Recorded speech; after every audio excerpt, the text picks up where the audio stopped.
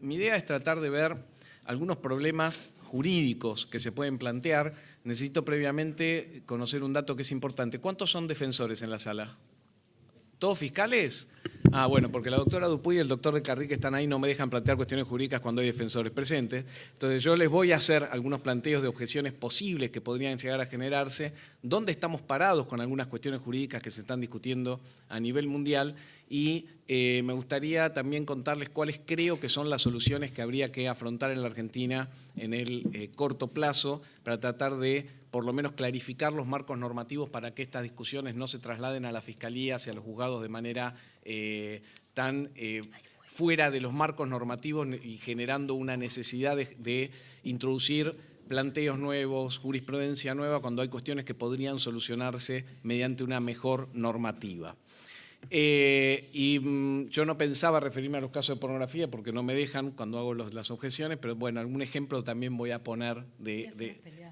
No me quiero pelear. Entonces, la idea es, voy a tratar de introducir algunas cuestiones teóricas, pero quiero hacerlo también sobre la base de ideas de casos prácticos, para que ustedes vean el problema teórico que yo estoy planteando, en qué se manifiestan las investigaciones que ustedes pueden tener todos los días.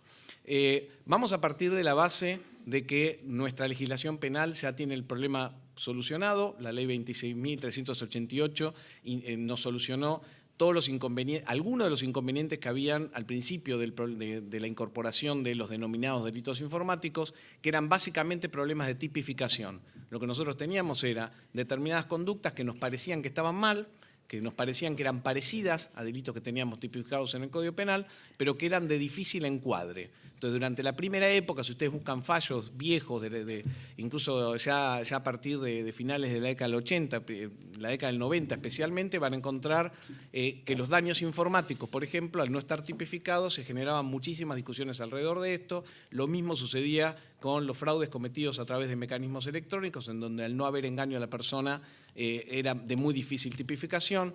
Olvidémonos de la parte del derecho penal de fondo.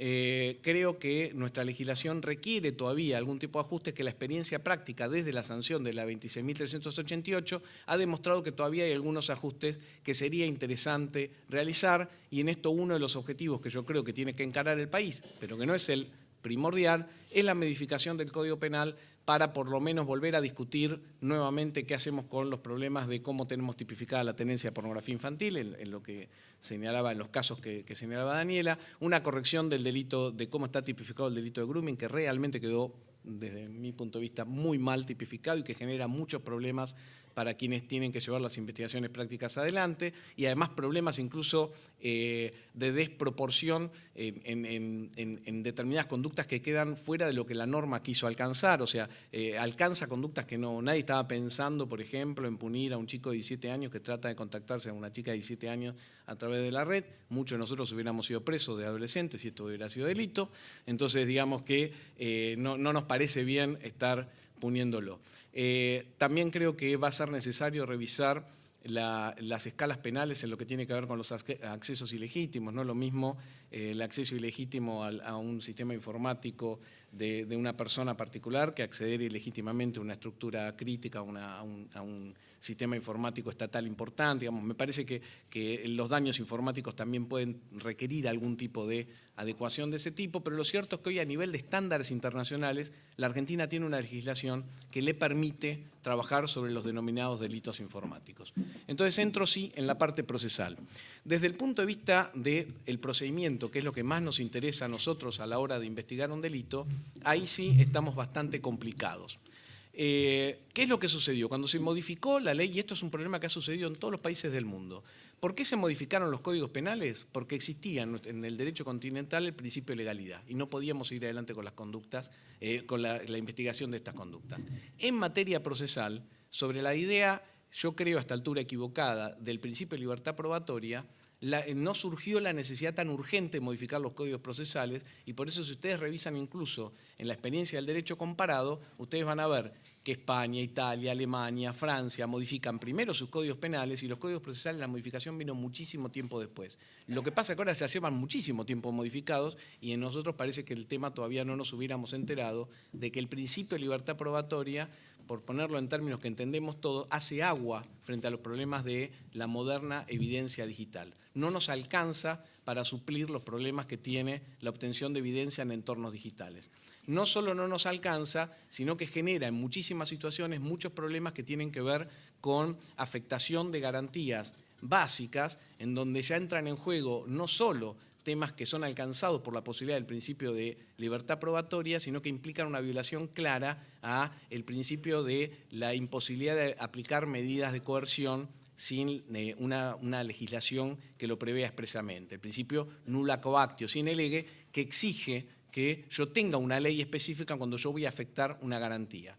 Para poner un ejemplo sencillo y que no tiene que ver con la evidencia digital, sino con la evidencia física. Yo puedo, una testimonial es una testimonial, no es una medida de coerción. Ahora, si yo tengo que detener a un testigo, es una medida de coerción. Para yo detener a un testigo, tengo que utilizar una norma del Código Procesal que me habilita, me da los supuestos en los cuales yo puedo detener a un testigo, y no hay otros supuestos. Lo mismo sucede con determinadas medidas, como puede ser el registro y secuestro de datos, trasladándolo al ámbito digital. Yo lo tengo que tener previsto expresamente determinadas formas de medidas de coerción que me permiten alcanzar el medio de prueba, que si no lo tengo previsto expresamente me generan muchísimas dificultades. Esto trasládenlo, acuérdense que lo voy a tratar más adelante, esto trasládenlo también al ámbito transnacional.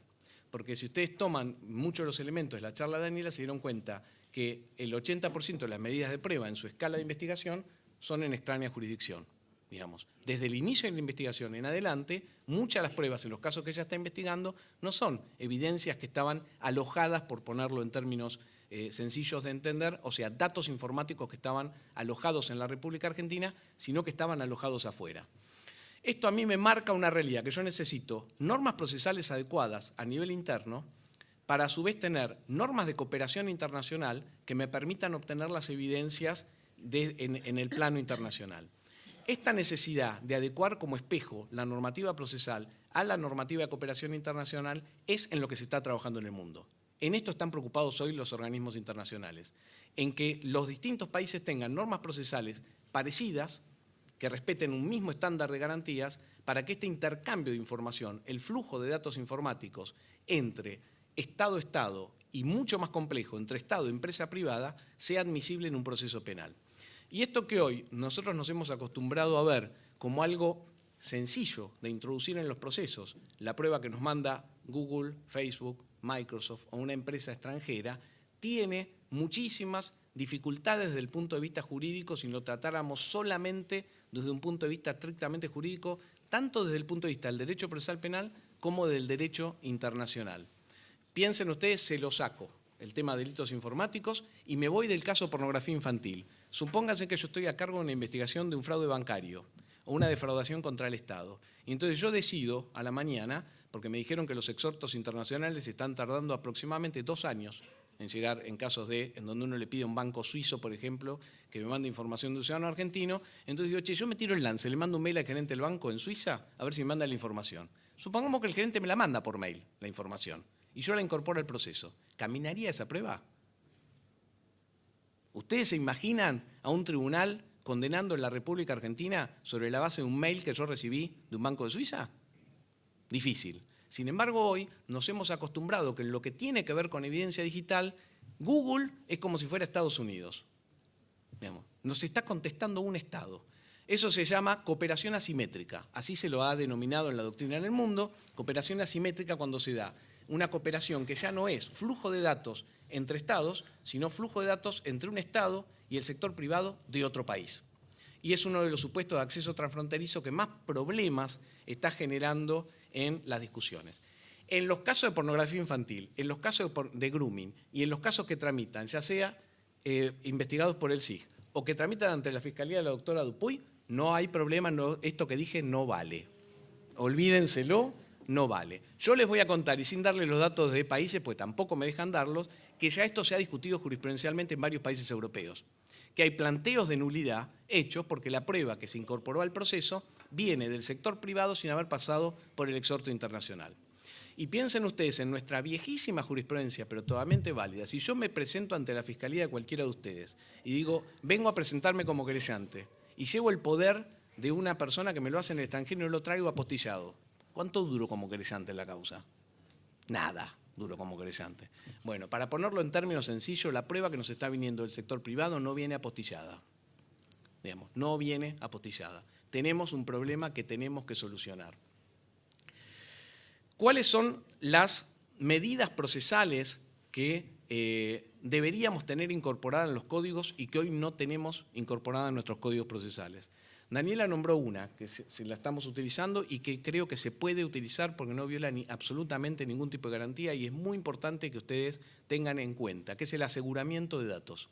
La medida de aseguramiento de datos, que es nada más y de manera muy sencillo, el envío al sector privado de la información de que estamos investigando una causa y necesitamos que nos haga un quick freeze de esos datos, que los congele por un tiempo hasta que consiga las órdenes necesarias para pedirle que me los muestre, no afecta la intimidad de nadie porque yo no estoy viendo ningún dato. Le estoy avisando al sector privado para que no lo borre, porque por cuestiones económicas las empresas van borrando mucha la información.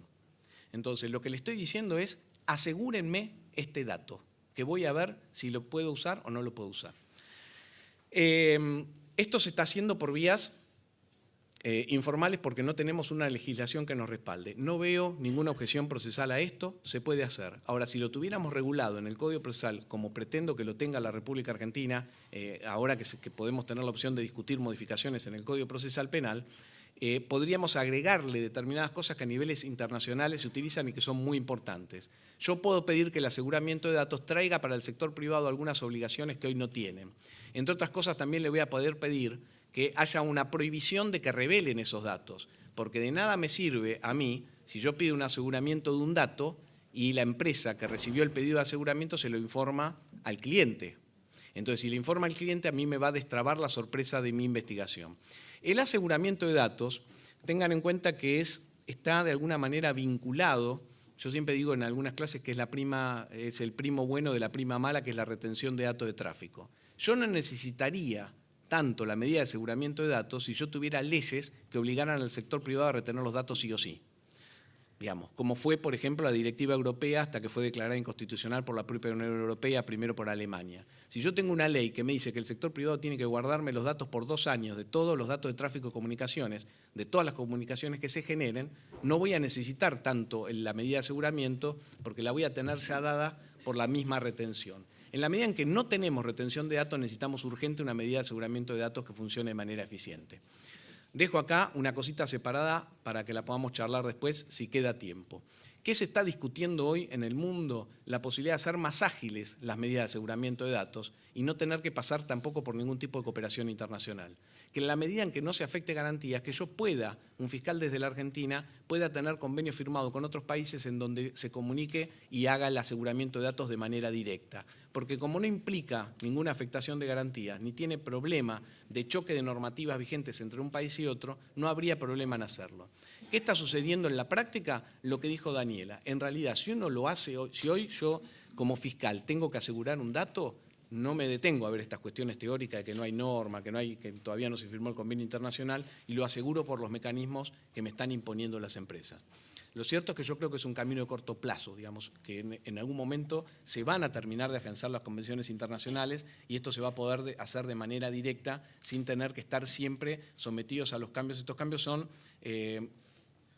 cuando ella decía que esto es artesanal, es realmente artesanal. De hecho, si ustedes ven las normativas de las diferentes compañías, que hoy están cooperando muchísimo más en las investigaciones penales de lo que se cooperaba hace 5 años atrás, de todas maneras uno ve que son como si fueran códigos procesales. Nada más que en vez de estar escritos por un país, están escritos por una empresa. Y con una norma final, lo tienen casi todas los protocolos de las compañías. La compañía podrá cambiar estas normas cuando quiera, como sea, sin avisar y sin ningún tipo de comunicación. Haremos los esfuerzos necesarios para comunicarle a los países que hemos cambiado la norma, pero no más que esto. Con lo cual esto obliga a las fiscalías especializadas y a la fuerza de seguridad a estar leyendo las guías todo el tiempo. Porque un error en el envío, error conforme a los protocolos de las propias compañías, genera este tipo de problemas de que la prueba no venga cuando tiene que venir. Entonces, aseguramiento de datos. Registro y secuestro de datos en sistemas informáticos.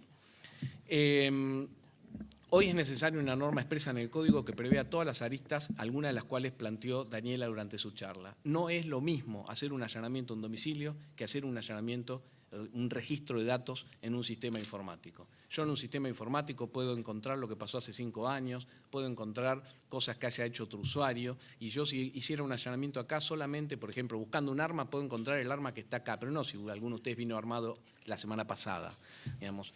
Ya esto nos genera distorsiones en lo que tiene que ver con la aplicación de la teoría de la plain view, cómo utilizo los elementos que encuentro de manera casual, o sea que necesitamos una regulación procesal expresa en donde nos demos la discusión de hasta dónde estamos dispuestos a asumir el costo de intromisión en uno de los elementos quizás fundamentales de la intimidad de las personas, que es la vinculación entre una persona y el sistema informático en general, su teléfono, su computadora. Esta norma procesal en la República Argentina es importante también que aclare las cuestiones que señalaba Daniela. Por más que son propias de un protocolo de actuación, me parece que deberíamos en los códigos procesales sí prever, España lo ha hecho en su última legislación también, cuáles son los elementos que tiene que incorporar el fiscal, es un pedido, cuáles son los elementos que tiene que tener en cuenta un juez. Por ejemplo, hay muchos países en donde en el pedido de allanamiento del fiscal al juez ya le pone hasta qué programa va a utilizar para la búsqueda de datos, qué tipo de búsqueda va a hacer. O sea, ya no es me llevo la computadora y hago lo que quiero, sino que me llevo la computadora porque lo que voy a hacer es buscar esto, esto y esto. Y si yo después encuentro casualmente otra cosa, entrará dentro de la discusión de la plain view. Ahora, si yo me excedí de mi búsqueda, la prueba no se podrá utilizar. Y esto está previsto ya expresamente, como también hay códigos que han incorporado normas respecto al resguardo de la cadena de custodia ya en el Código Procesal. Las otras medidas que tenemos que revisar también en nuestro Código Procesal tienen que ver con la intercepción de datos, separando lo que es dato de tráfico y dato de contenido.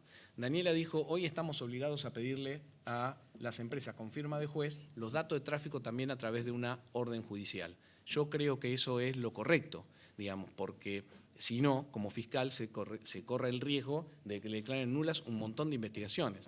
Ahora, hice el experimento de ir provincia por provincia viendo qué es lo que estaban haciendo. La Argentina tiene un fallo de la Corte, que es el fallo Alavi, que estableció que los datos de tráfico son lo mismo que los datos de contenido. En los sistemas con procedimiento acusatorio, por ejemplo, Córdoba, que ni siquiera tiene un procedimiento acusatorio tan fuerte como el de Ciudad de Buenos Aires. Ustedes tienen un sistema mucho más acusatorio y más deformalizado que lo que es la provincia de Córdoba. Los datos de tráfico los sigue pidiendo la Fiscalía. Y cuando uno les pregunta, ¿leyeron el fallo Alavi? Dicen, no lo leímos. Digamos, esto no significa que tengan más afianzada la idea del sistema acusatorio. Ojalá lo tuvieran así, puesto expresamente en el Código Procesal. Lo que les genera es un riesgo de nulidades enormes. En el ámbito de Ciudad de Buenos Aires, federal y penal económico, cuando la investigación estaba delegada por el 196, los datos de tráfico los pedían los fiscales, hasta que la Cámara empezó a decir que esto era nulo. Y se cayeron un montón de investigaciones. Entonces, la norma debería prever por separado dato de tráfico, dato abonado, dato de contenido. Son 3 cosas diferentes, distintos niveles de afectación a las garantías individuales, y es importante que los códigos, con la discusión que se da en el Parlamento, definan qué se hace con el dato abonado, qué se hace con el dato de tráfico, qué se hace con el dato de contenido. Y en la intercepción sucede algo parecido. Vamos a habilitar la intercepción de datos de tráfico en tiempo real, vamos a autorizar la intercepción de datos de contenido en tiempo real. Hoy estamos utilizando en todos los sistemas del país la norma que tiene que ver con la interceptación de comunicaciones. Y está bien, me permite el principio de libertad probatoria en la medida que el código habilita cualquier tipo de comunicación del imputado. La mayoría de los códigos tiene frases bastante parecidas. Pero no tiene, el utilizar esta norma bajo el paraguas del principio de libertad probatoria me impide tener normas más específicas que haría mucho más sencillo a los fiscales y a los jueces no tener que andar haciendo interpretaciones, por ejemplo, de cómo voy a hacer una intercepción de datos, que Ezequiel seguramente les contará después si se lo preguntan, qué hago yo con una conversación que se está trasladando por Skype. Creo que solamente en lugar de origen y lugar de destino, ¿no? Se puede secuestrar. Bueno, digamos, si yo tengo que para poder obtener esa comunicación, yo tengo que entrar a la computadora de la persona que se estuvo comunicando, decir que eso es una intercepción de comunicaciones igual a estar interceptando una comunicación telefónica genera inconvenientes, genera muchísimos inconvenientes. Entonces, desde el punto de vista procesal, ¿qué me parece a mí que es lo necesario hacer en la Argentina y que lo quiero impulsar? Es la modificación de los códigos procesales a nivel nacional, federal y en las distintas provincias, incorporando la evidencia digital como con sus características propias, atendiendo a su volatilidad, la diferencia de lo que es investigar en ámbitos digitales que en ámbitos físicos. Eso creo que va a ser un paso fundamental, tener normas procesales adecuadas. Desde el punto de vista de la cooperación internacional, acá, bueno, y dejo en lo que tiene que ver con normas procesales, lo que hice es decirles cuáles son un set de medidas básicas. Después creo que hay otras discusiones que es importante que tengamos, que son medidas que hoy la tecnología permite y que si las tuviéramos habilitadas desde el punto de vista legal podrían ser muy útiles en la eficiencia de las investigaciones, que las dejo como para que las discutamos, si ustedes quieren, que es, por un lado, el agente encubierto y la posibilidad de utilización de agentes encubiertos en el ámbito de Internet. Me parece que en los delitos de pornografía infantil y grooming es una medida que creo que tiene que ser estudiada seriamente, con los límites necesarios, con las garantías necesarias, pero me parece que la experiencia demuestra, y en el mundo la experiencia demuestra que esto resulta absolutamente fundamental. Otro tema importante tiene que ver con los rastrillajes de datos en Internet, rastrillaje y todo lo que tiene que ver con investigaciones de lo que se llama minería de datos. Ezequiel después, no sé, ¿vas a hablar de minería de datos hoy? Él después lo va a explicar mejor. Hoy hay posibilidad de generar muchísima mayor eficiencia en las investigaciones trabajando sobre la búsqueda de datos, incluso datos en sistemas abiertos, que mandando a la policía a hacer investigaciones en determinados lugares. Y no estoy hablando solamente de pornografía, estamos hablando de no utilizar ese tipo de herramientas hoy existentes en una investigación de un delito complejo, como un fraude, como es un caso de lavado de dinero. No. Sí. Es realmente como país, empieza a ser medio ridículo que no lo tengamos habilitado. Siempre les digo, cuando les hablo de habilitación legal, estoy pensando en habilitaciones legales que prevean también un sistema de garantías fuertes para estas habilitaciones legales. Lo que yo sostengo sobre este tipo de cuestiones hoy es que la no regulación afecta más las garantías que la regulación, porque hoy esto ya se está usando. Simplemente que no lo tenemos regulado y no lo tenemos blanqueado en los expedientes, pero se está usando. Entonces, lo prefiero tener regulado, prefiero que todo el mundo tenga una muy buena capacitación de cómo usarlo porque nos mejora la eficiencia, pero creo que también mejora el ámbito de garantías. El otro elemento es, Luis dijo algo hoy sobre el tema del remote forensic, la posibilidad de hacer accesos remotos. Es un tema complicadísimo, tenemos muchísima jurisprudencia ya que nos permite hacer un estudio serio en la Argentina sobre la base de las marchas y contramarchas que se ha dado en el mundo alrededor de esta medida de prueba, que básicamente les explico de manera muy sencilla. En realidad consiste en mandar un programa, que lo podemos llamar un programa espía, programa malicioso, como ustedes quieran, nada más que en este caso, los alemanes lo llaman, por ejemplo, un troyano federal, porque es un troyano. Yo le estoy mandando un programa a la computadora del sospechoso para obtener los datos, llevármelos y que me vengan. Estoy haciendo un allanamiento en línea. Algún sector ligado a ministerios públicos del mundo en algún momento quiso decir que era la medida más garantista, porque evitaba el allanamiento y era más fácil, no había que romper puertas, no. Esto no es así. Es un allanamiento sin que el imputado se entere. Digamos, yo le estoy entrando y me estoy llevando los documentos y él no tuvo conocimiento de esto. No se pone nervioso. Sí, no pasó el estrés y los vecinos tampoco, no estoy en el escarnio de los vecinos. Digamos, pero lo que estoy haciendo es eso. Si nos da el tiempo, después, si quieren, les cuento qué es lo que pasó en el mundo con esta medida. A mí me parece una de las medidas más interesantes y con Ezequiel van a ver seguramente algo de todo lo que tiene que ver con la Deep Web. Muchas veces, en algunos casos, la única forma que yo tengo para ser eficiente en una investigación es hacer allanamientos remotos. Hoy no los puedo hacer en la Argentina. Vamos a ver un ejemplo. Supongamos que yo tengo un testigo de identidad reservada, rarísimo en la Argentina, nunca puede pasar eso, no estamos acostumbrados a esas cosas, que me está declarando en un caso de lavado de dinero, tenemos pocos casos de lavado de dinero en la Argentina en este momento, y me dice que todos los datos de las operaciones de lavado de dinero están en una oficina donde funcionaban los contadores, y que está todo ahí. Pero me advierte y me dice de entrada, doctor, lo que le quiero contar es que hay un sistema autoborrado. A donde usted allana, alguien aprieta un botón, se borra todo y no encontramos más nada.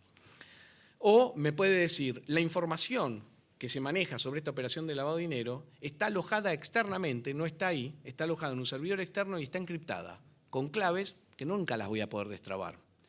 En estos dos supuestos, si yo mando un programa troyano y soy efectivo en mandarlo, yo podría, por un lado, obtener las claves, con lo cual después cuando allano ya tengo las claves para entrar a ese alojamiento remoto. Podría llevarme los documentos directamente, mientras están en línea. ¿Es intrusiva? Es sumamente intrusiva. ¿Por qué ha sido muy discutida en el mundo su admisibilidad constitucional? Hay dos fallos muy interesantes del Tribunal Constitucional alemán que realmente les recomiendo al que le interese ver cómo regularlo en la Argentina.